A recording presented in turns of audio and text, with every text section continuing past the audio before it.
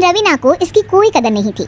एक दिन रवीना अपनी माँ से फ़ोन पर कहती है, मम्मी क्या बताऊँ, मेरी सास तो बिल्कुल अच्छी नहीं है। वो समझती नहीं है कि मुझे कितना काम करना पड़ता है। एक तो ऑफिस तक का लंबा सफ़र और फिर 9 घंटे लगातार काम। बैठे बैठे तो मेरी पीठ अकड़ जाती है। खुद तो सारा दिन घर में मजे करती है, जब मन करा सोए, जब मन किया खाए। तभी उसकी सास वहाँ आ जाती है। अच्छा माँ, मैं बाद में आपको फ़ोन करती हूँ। जी मम्मी जी, कोई काम है क्या आपको? क्या हुआ?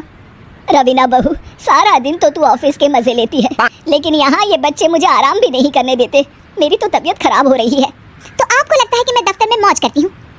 आपको क्या समझाऊँ, छोड़िए। माँ, काम करना भी जरूरी है। मजबूरी नहीं होती तो मैं खुद ही अपने बच्चों को देख लेती। अब आज तो छुट्टी है ना, आज तो कम से कम घर का काम कर ले। बहू काम शुरू करती है। बच्चे के साथ काम करना उसके लिए असंभव हो जाता है। वो जाकर बच्चा सास को देती है और कहती है, मम्मी जी जरा बच्चा तो पकड़ लीजिए, मैं घर का काम कैसे करूँ?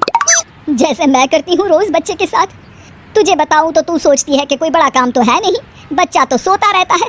अब देख लिया। खैर, बस मैं यही तुझे समझाना चाहती थी। ला, बच्चा मुझे दे और काम कर। बहू मुंह बनाकर वहाँ से चली जाती है।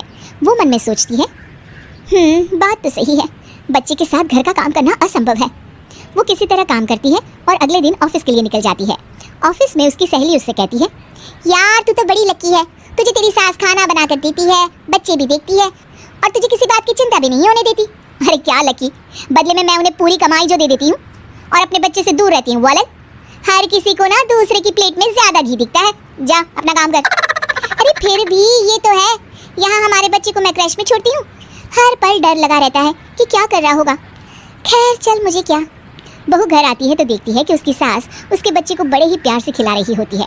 वो माँ को देखकर खुश हो जाता है। बहू मन में सोचती है कि बात तो सही है, सासू माँ सारा दिन काम करती है, मैं ऑफिस से आकर भी काम नहीं करती हूँ। वो सास के पास जाती है और कहती है, माँ जी थक गई आप? और क्या, सारा दिन चक्कर घीनी की तरह पूरे घर में घूमती रहती हूँ और अब उम्र भी नहीं रही। लेकिन चल तू बता, क्या हुआ, कुछ काम है क्या? बहू कुछ नहीं कहती, मुस्कुराकर वहाँ से चली जाती है। लेकिन अगले दिन सुबह सुबह बहू सास से पहले उठकर उन्हें चाय देती है।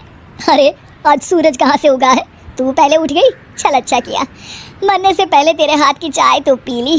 चलो अब चलकर किचन में लगूं। माँ जी, आपको आज से काम करने की जरूरत नहीं है।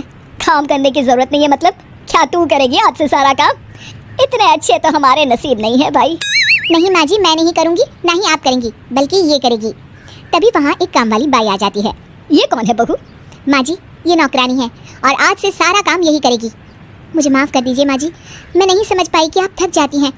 आज से आप सिर्फ आराम करिए और मुन्ने के साथ खेलिए।